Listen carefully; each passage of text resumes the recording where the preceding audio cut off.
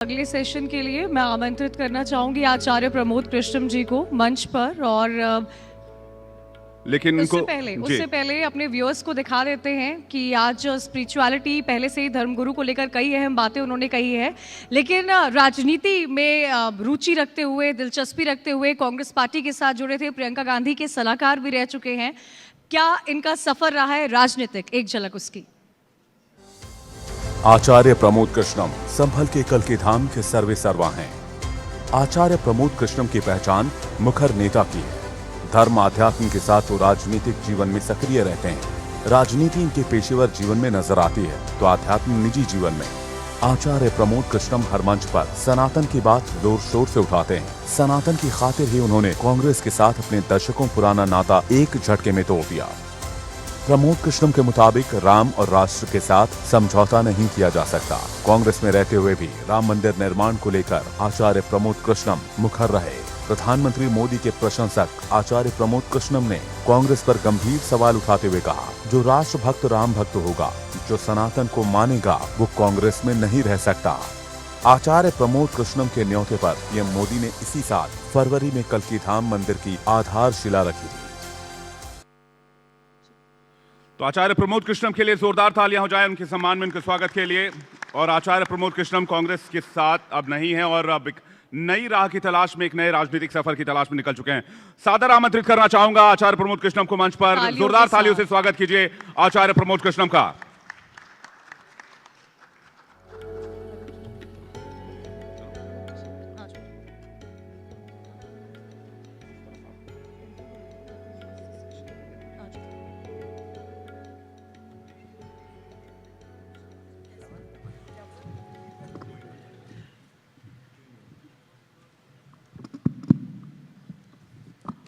आचार्य जी, बहुत बहुत स्वागत है आपका इंडिया डेली पर।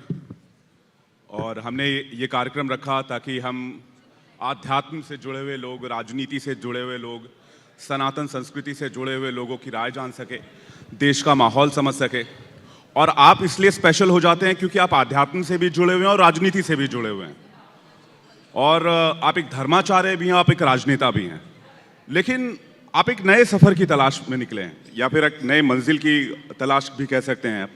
आप किस ओर जा रहे हैं? राजनीति का जो अब तक का सफर रहा है उस पर आपने विराम लगाया। कल्कि धाम में आप कल्कि धाम के पीठाधीश्वर हैं महामहिम में, और अब आगे किस ओर देख रहे हैं आप?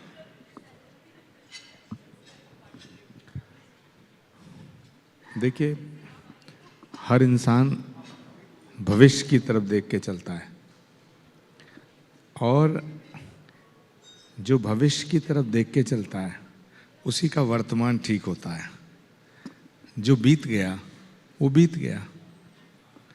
तो मैं भी भविष्य की तरफ देख के चल रहा हूँ। और भगवान श्री हरि विष्णु का 10वां और अंतिम अवतार यानी भविष्य का अवतार जहाँ होगा श्री कल्कि के रूप में, वहीं श्री कल्कि पीठ के पीठाधीश्वर के रूप में मैं सेवा में हूँ। और भगवान जहाँ आएगा उनके आने से पहले श्री कल्कि धाम का शिलान्यास पिछले 19 फरवरी को भारत के यशस्वी प्रधानमंत्री जी ने वहाँ आकर के अपने कर कमलों से किया। अब हम श्री कल्कि धाम के निर्माण के लिए दिन रात प्रयासरत हैं। मैं आपसे और आपके तमाम व्यूअर्स को श्री कल्कि धाम आने के लिए आमंत्रित करता हूँ। आचार्य जी, जब भी आपका जिक्र होता है तो राजनीति से उसे अलग रखकर नहीं आपके नाम का जिक्र किया जा सकता है। सरकारें आती हैं जाती हैं, आपकी राजनीति में दिलचस्पी भी बहुत रही है। कई तरह के रिएक्शंस आपके ऐसे आए हैं जिन्होंने हेडलाइंस बनी है। सिर्फ हम ही नहीं, कई ऐसे चैनल्स हैं, प्रोमिनेंट न्यूज़ चैनल्स, जो आपके स्टेटमेंट्स को हेडलाइन की तरह चलाते हैं। मैं ये समझना चाहती हूँ, ठीक है, आध्यात्म से तो आप लंबे समय से जुड़े हुए हैं, लेकिन आपका आगे का पॉलिटिकल सफ़र कहाँ जाएगा? देखिए, हम लोग मानते हैं होई है वही जो राम रचि राखा। चले चलो, बड़ा कड़ा है सफ़र, थोड़ी दूर साथ चलो। कठिन है राह गुज़र, थोड़ी दूर साथ चलो। तमाम उम्र भला कौन किसका साथ देता है, मैं जानता हूँ मगर थोड़ी दूर साथ चलो। यूपी में योगी सरकार के नेम प्लेट का भी आपने समर्थन किया है, जिस पर सुप्रीम कोर्ट की तरफ से रोक लग गई थी। मुजफ्फरनगर प्रशासन की तरफ से नेम प्लेट को लेकर कई तरह की बातें हो रही थी, उस पर आपका क्या रिएक्शन है आचार्य जी? भारत एक बहुत सशक्त लोकतंत्र है। भारत में लोकतंत्र के 4 स्तंभ हैं, जिसमें न्यायपालिका भी एक बहुत ही सशक्त और स्वतंत्र स्तंभ है। न्यायपालिका के फैसलों का सम्मान होना चाहिए, लेकिन सुप्रीम कोर्ट के इस फैसले से मैं सहमत नहीं हूँ, क्योंकि कोई भी धर्म, कोई भी राष्ट्र, कोई भी समाज, कोई भी वर्ग, कोई भी राज्य यदि असत्य के साए में जिएगा तो उसका भविष्य अंधकार में होगा। कोई धर्म नहीं कहता कि झूठ बोलो, कोई धर्म ये नहीं कहता, कोई किताब ये नहीं कहती, कोई महापुरुष ये नहीं कहता, कोई राष्ट्र का नायक ये नहीं कहता कि तुम्हें झूठ बोलना है, दूसरों को धोखा देना है। अपनी पहचान को छुपाना ये ठीक नहीं है। अपनी पहचान वो छुपाते हैं जो कहीं ना कहीं चोरी करते हैं। डंके की चोट पे जिस परिवार में जन्म लिया है, गर्व से कहो कि हम इस परिवार में जन्मे हैं। डंके की चोट पे जिस क्षेत्र में, जिस गांव में, जिस राज्य में जन्म लिया है, डंके की चोट पे कहो। जिस धर्म में जन्म लिया है, डंके की चोट पे कहो, गर्व से कहो कि हम इस धर्म में पैदा हुए हैं।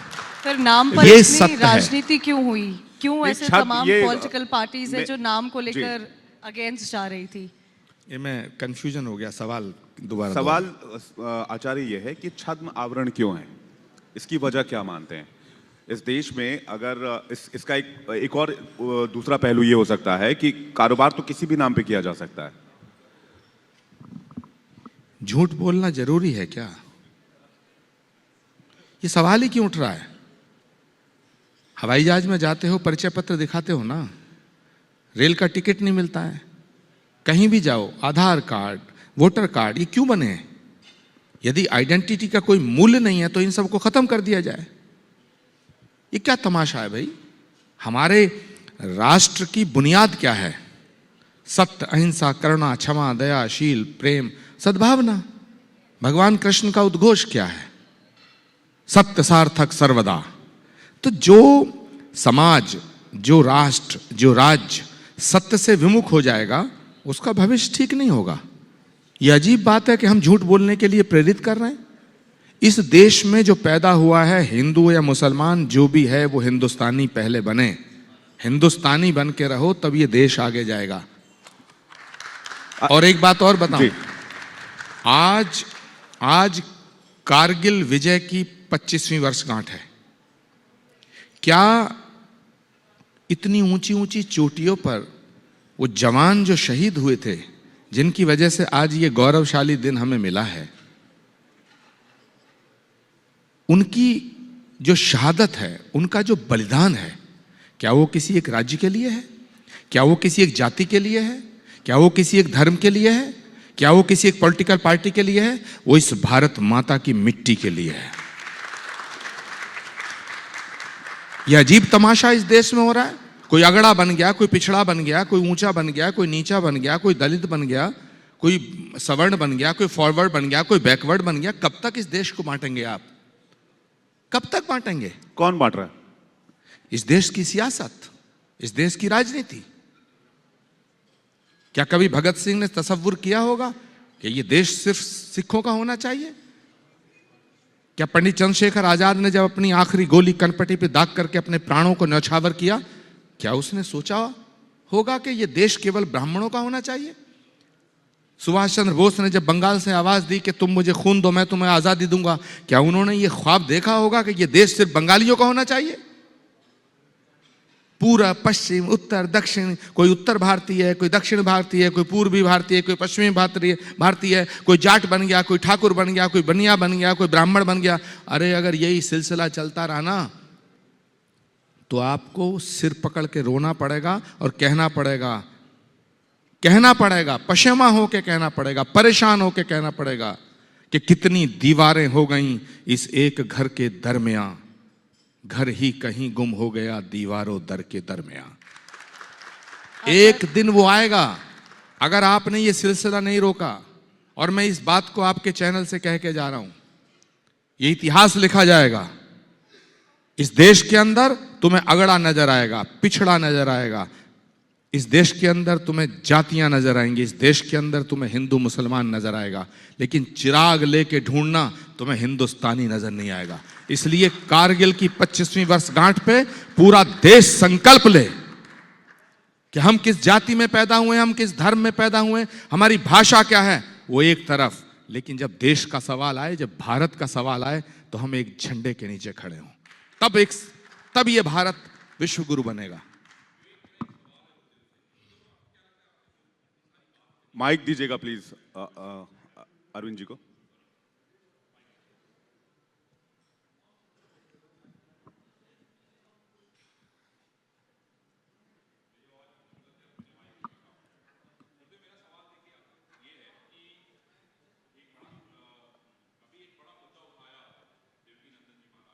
और आपकी बात सुनने से मुझे लगता है कि आप जैसे लोगों की पार्लियामेंट में जरूरत है, संसद में जरूरत है।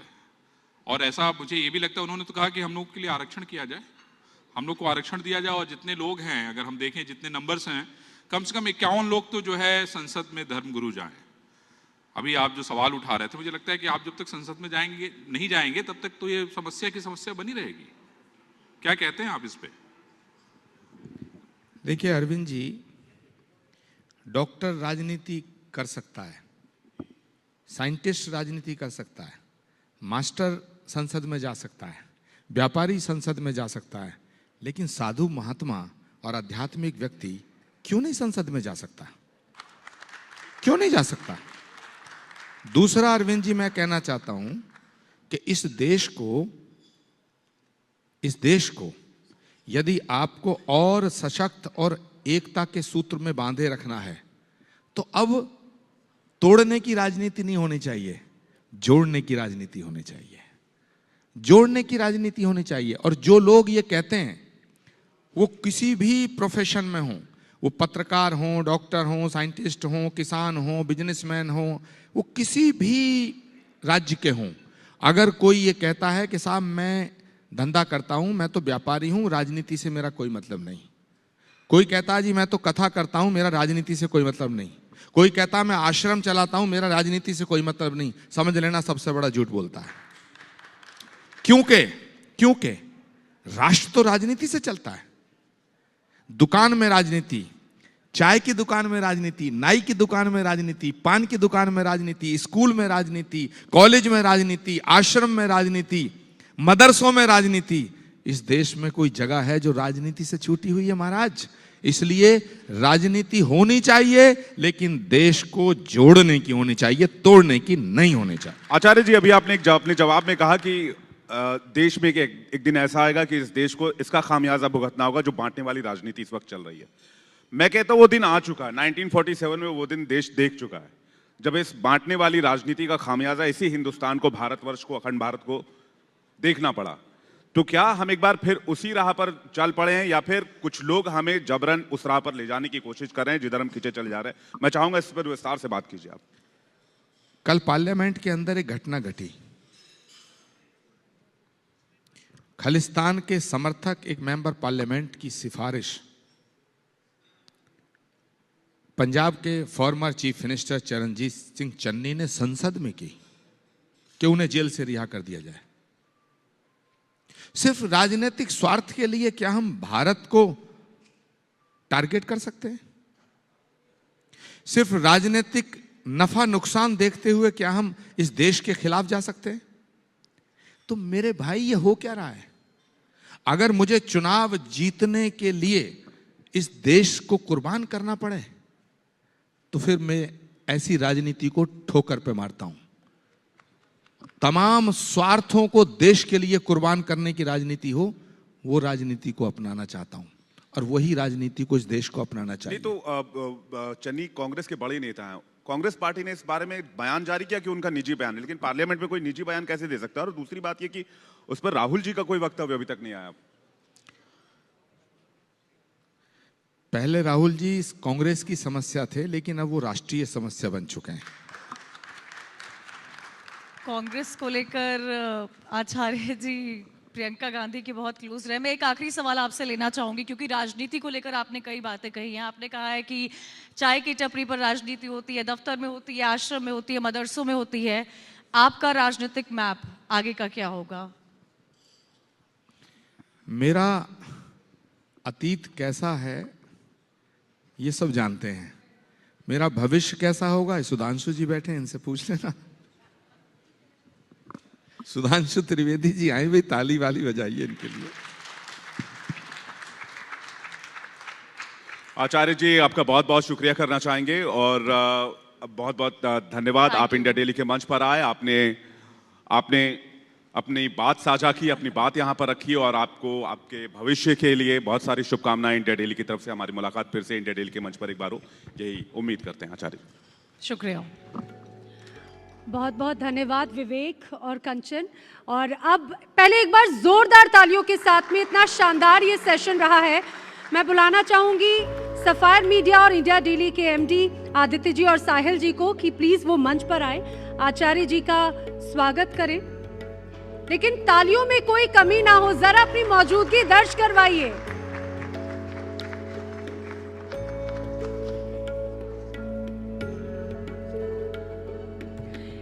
के साथ साथ मैं मंच पर बुलाना चाहूंगी पुष्कर गोयल जी को, जो कि सीएमडी हैं डबल चाबी बासमती राइस के। एक बार जोरदार तालियों के साथ में पुष्कर जी प्लीज आप भी मंच पर पधारें।